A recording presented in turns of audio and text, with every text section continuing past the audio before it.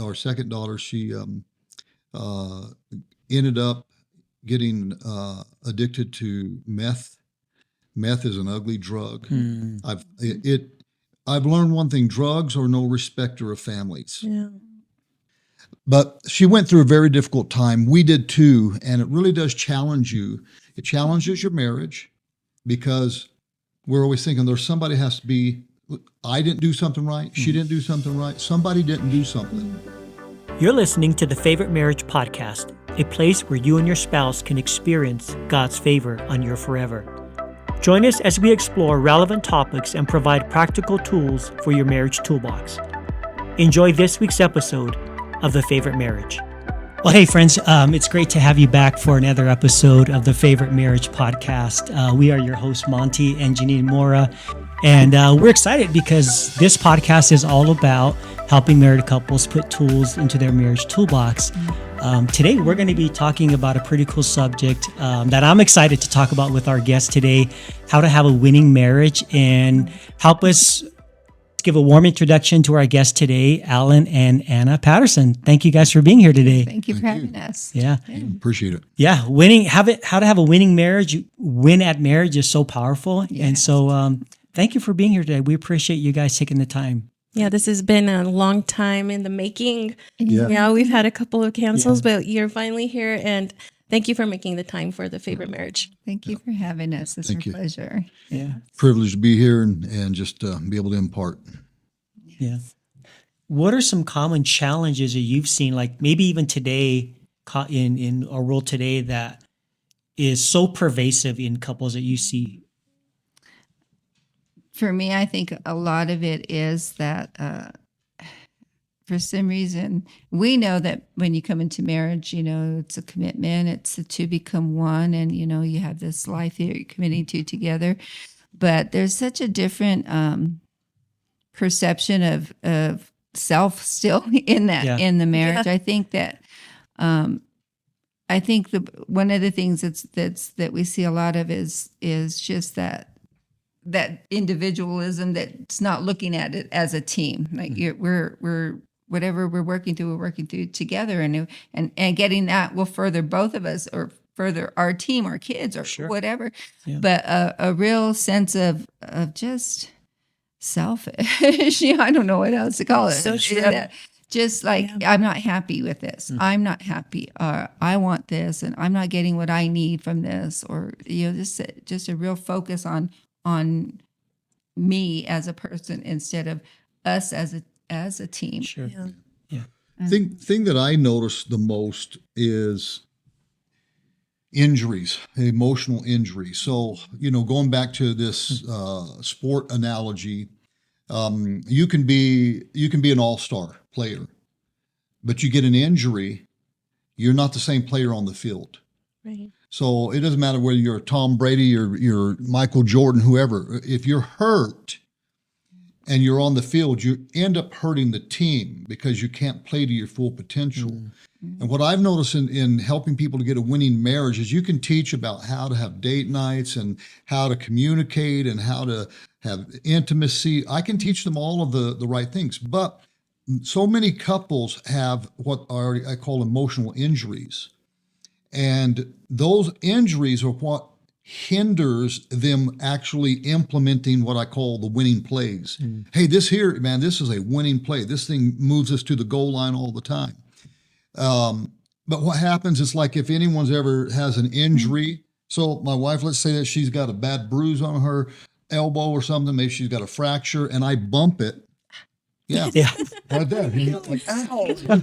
I'm like, hey, babe, I'm sorry, But it's those emotional injuries that people have that they don't usually deal with it too much. So one of the things when you talk about a winning marriage, you need to do a little,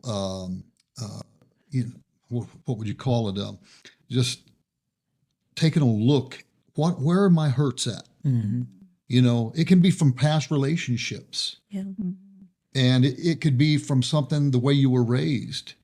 But I think that we can't do a great job helping people to have a winning marriage if we don't deal with some of those injuries and help them get healed. Mm-hmm. Right. And Yeah, I think that that's one of those me thing issues that they have is they don't deal with those issues, and they might not know what they are. Yeah. And I think that's a big part of it. And then not wanting to deal with it. I mean, if he keeps bumping me and I keep giving my reactions, Yeah. he can just get tired of his. I'm done with you. You know, Yeah. I mean, I'm tired of your anger. I'm tired of your emotional breakdowns or however I react to it, not realizing it's because I have a hurt there. Yeah. And you keep bumping it. Yeah. Instead of saying, okay, let's see, you seem to keep having this reaction every time. How can we Yes, together. work on this together So good. to bring healing to that? If you don't have that sense of this is a team, then I'm doing great. You know, I'm hitting that basketball 3-pointers every time. Yeah, you yeah. know, and I don't know what's your problem. You know, maybe we need to change teams. You know, Yeah. or maybe we need. You know, you get those mentalities. Free agency. I'm out of here. Yeah. yeah. You get that mentality like I'm okay. I don't know what's wrong with you. Yeah. You know, but you really have to say if this is my teammate, Yeah. something's going on here. And so being willing to say, what can I do to help you? This is why God brought us together. Right. You know, to bring that healing, and in whatever area it is. But that takes a sense of recognizing it and that unselfishness to say, Yes. what can I do? How could God use me in this marriage to help heal that hurt? But recognizing it is one of the big things. And That's important to have Yeah. that recognition, that awareness of where things are at in the marriage. Yeah, that's so true because we see that a lot too. When you're talking about those those hurts and those things that you don't even know about. I love what you said is that you guys have to do this together. And we see it so many times, right? Where the husband is like, you need to go get help, or the wife, says to the husband, you need to go get help. And they're not working as a team. Yeah. Right. We see that a lot. Yeah. You think about in sports how teammates treat each other. It's very unique. And like I said, men really recognize this well. So let's say that you're a football player and you're the running back, and it's into the game, and you get the handoff and you fumble the ball on the goal line. Integrity Fence is your hometown team for fencing. I'm former Bronco Mark Jackson, and I know you'll score every time with Integrity Fencing. Call today to hear about their new automatic security gates for your business, or visit integrityfence.com. You're dejected. I just caused our team to lose because I fumbled. You'll see that player go sit down on the bench, put his head in his hands. Yeah. And all the other players don't come up and start berating him, saying, I can't believe you fumbled the ball. They always come on, they pat him on the back with little silent encouragement that says, we're going to need you again. Yeah. We're going to need you again. That is, if we can get that in marriages, Yeah. So wow, man, Yeah. it really changes everything. It But really it's does. that in that together. You see them even when they're not in a game, and they're working out.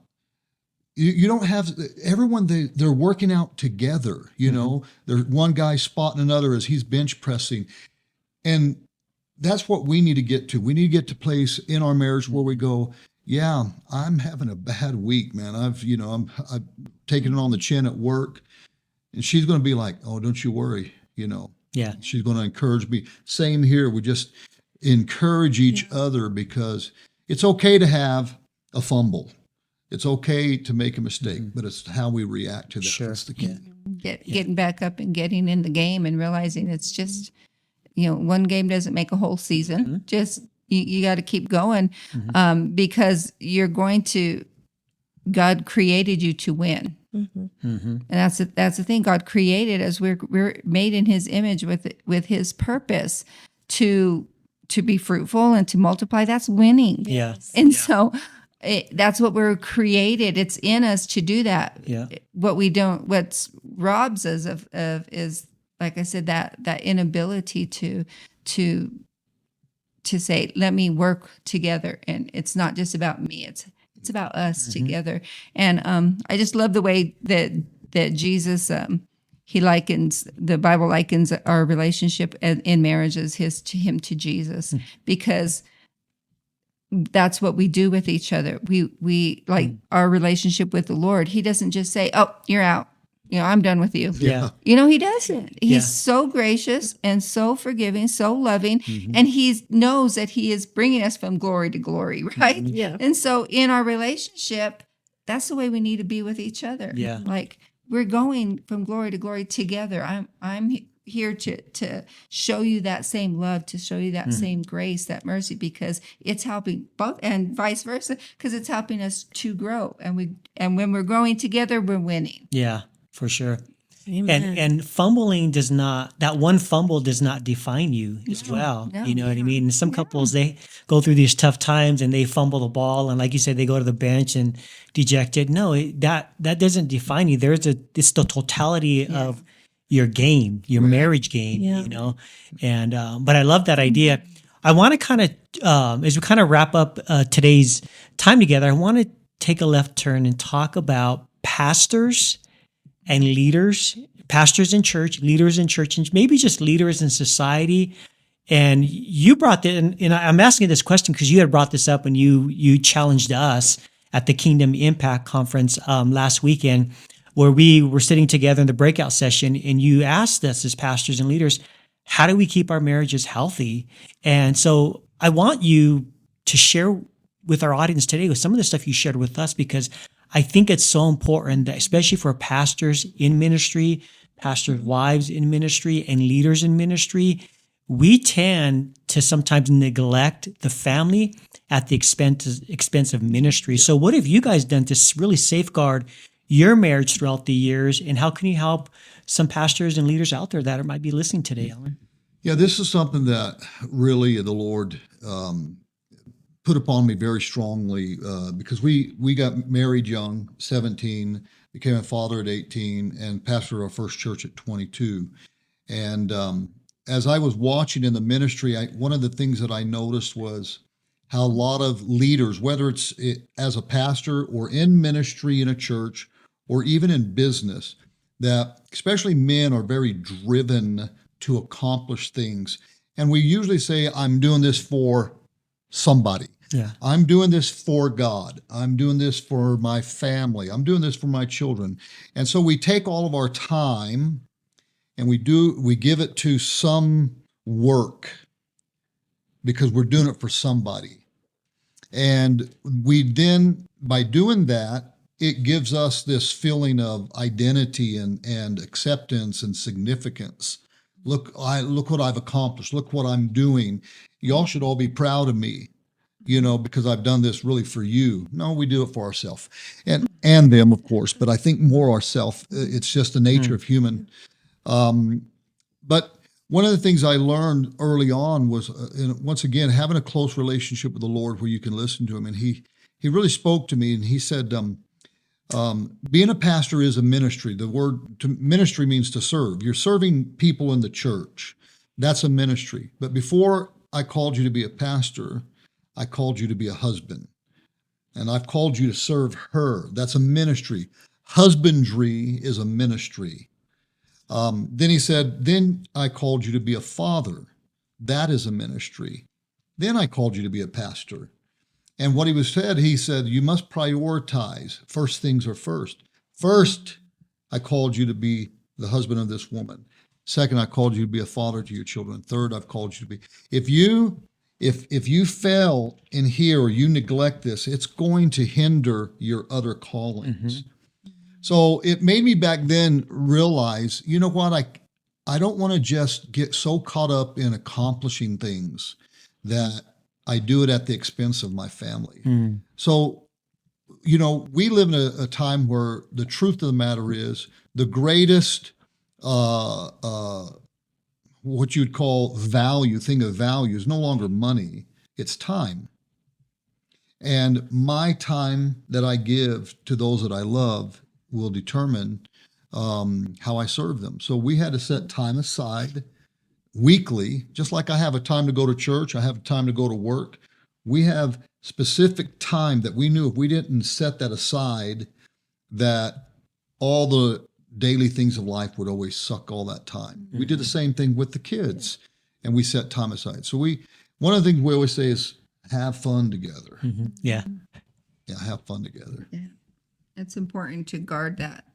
In the same sense, that's my ministry. Because I think a lot of times pastors' wives or the wives of ministers, now you see a lot of women rising up, and that's awesome if that's their call. But sometimes you could feel like, well, what am I?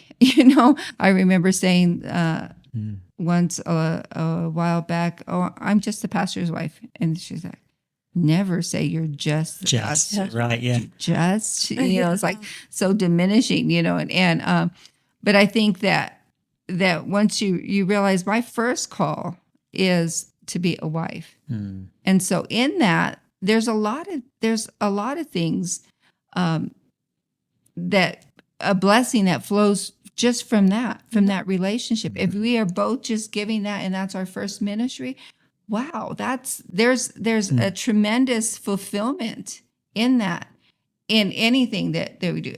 Right now, teaching or preaching or ministering to the women, or there's a freedom in that, because that doesn't define me. I get my joy, my peace, everything from the Lord, and so I can minister to my husband. I can serve him freely. It's not a regret. It's not like, oh, you're the pastor and what am I? It's not like, so there's a real sense of that, like it goes back to that value what God values. And God, when God created, I'll go back to, we were created from man, but when God created man and he said, it's not good for man to be alone, he created women to work together with him. Sure. He placed him in the garden and to do a work there. And then he said, it's not good for you to be alone. Yeah. So we're created to work together. Yeah. Our purpose in life is really together, and doesn't diminish anything that God has called me to do. I don't have to say, well, it's just all about you or what you want to do, and I'm just right here for you. Yeah. It's like there's a fulfillment in knowing whatever God's called me or gifts or talents he's given me, he supports that. I support him, and we're doing this together. Yeah. And so it's, I think, guarding that and not allowing the enemy to make you feel like you're second to your husband, second to him. How could that be? How could I be second to him if we're one? Yeah. That's so good. Because God sees us as one. I'm not second to him. Yeah. He's not more important than I am. And I think that's a challenge to pastor's wife, is feeling like, well, I don't really know, or I have to do this and I have to do that. There's one thing, somebody asked me that, well, what am I supposed to do in this situation? I said, well, the Bible doesn't have a clear, pastor's wives do this, this, and this. You just be saved and you love the Lord and you love your husband just like everybody else. There's not a list of, these are the things the pastor's wives are supposed to do. Yeah. But there's such condemnation when you feel like, oh my gosh, I'm the pastor's wife. I carry all this. Oh no, I don't carry anything God doesn't give me to carry. So are you saying Don't that play the piano? Are you saying that's just a pastor's wife should not play the piano? I mean, They don't have work in to. children's ministry, or If that's not their call, that's not their call. That's okay. Yeah, We stay in our lane. I remember that was They the do thing that, for such a long time. Yeah. It's like, oh, marry someone who knows how to play the piano. Yeah, right. That's not me. yeah, I mean, we've been there because we started pastoring early, and so I went down all those roads. I had to play. It was not good, but I did it for a while. I did it as long as I had to, and then I realized that is really just not my call, and I'm not helping this ministry in that area. Right. I need somebody else to do this. So And so, with children's ministry, I always, okay. I loved it as a blessing. My kids were little. I'm in there with the kids doing children's ministry because my kids were in there, and kids come up. Yeah, come on. I loved it. But then there was a time it's not who I am now. But I've discipled others. So that's the one thing that you have to realize is you disciple those. Sure. You're looking for people who have gifts in the area that you feel like you have to carry. If that's not your gift, don't because it will cause a strain here. Yeah. It really will, especially if you're functioning outside of your gift or your personal gift, then you become resentful. And where is it going to land? Yeah. On him, because he's the pastor that made you the pastor's wife. And now, now you're not happy, so nobody's happy.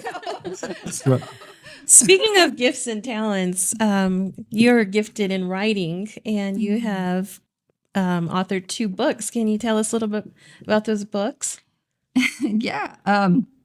Well, I've been writing for a long time, different things. And I started a novel, actually, like, I hate to say it, but it was really a long time ago. It was like 2006 when I started that book. But it was, my kids were little, and my mom was living with us at the time. And, I had just sat down and just started writing this story.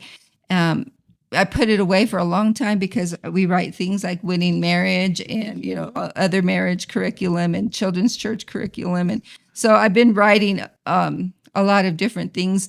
And when my son was, and he's the last of the 6 children, he was in graduating high school. And I said, I've got to finish that book before he graduates. I'm going to finish that book, And so I went back to it. It was about 2/3 done. And I went back to it and decided I'm going to finish it. And so I finished it, and that was 2 years ago.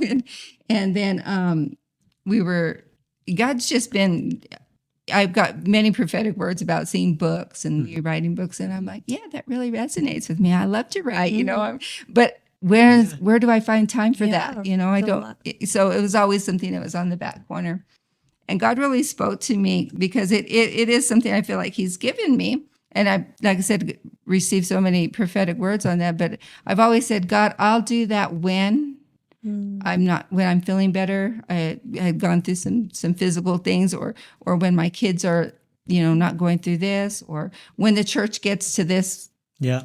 So it was always The right timing. The right timing, Lord. Yeah. And so one time I remember just thinking, then I'm saying that I'm more important than God. And, I don't know if that really resonates with everybody. That was my conviction at that time. It's like, you're putting yourself before God because He's asking you to do this, and you're not doing it because of what you're going through, which were my own excuses. They were not things that were really that hindering. Yeah. So I finished it, and at the beginning of the year, we were praying about, what are we going to, where is God really taking us at this season in our life and stuff, and so God had given me that vision of writing things that He wants me to write and do this. I said, okay. So at the beginning of the year, we had the Kingdom Impact conference scheduled, and so I said, God just put on my heart, you need to write a Kingdom Impact book. Now He's already writing one on the kingdom, and I thought, well, I want something just simple, something so people understand what is the kingdom of God. And so I thought, okay, I need to know how this is March at the end of March is when the Kingdom Impact Conference is, and I need to know how long it's going to take me to publish the book and get it in book form so that I could have it for the conference. Sure. So, okay, well, to figure that out, let's publish this one. And so he took the finished copy of the novel that I wrote. It's called Until That Day, and it's a story about a guy who his wife and his baby were raptured. And he got left behind, and so it's just how he deals with. He knows that they're not dead. He knows that they're somewhere, and he's going to do what he has to do to make sure he sees them again. And so it's going through the tribulation time. And so that's where that book came from. It's like, okay, you take this one and publish it. And he's my publisher. I gave it to him. I said, do the work, and then and then we'll figure out how long it takes. How long the process is, so that I can know by when my deadline is to finish this book, so I can be published. Good plan. Yeah. So that's how it came out that I have 2 now, because he published the first one, or he put out there the first one, and then I was able to finish in time to get the book out for. Thank God for Amazon. Amazon. Amazon Makes it so They much make it pretty easy to easier. do some self-publishing. For sure. Well, hey guys, we kind of wind down our time today. We could probably stay here and talk all night, to be honest. And so thank you all so much for being with us today.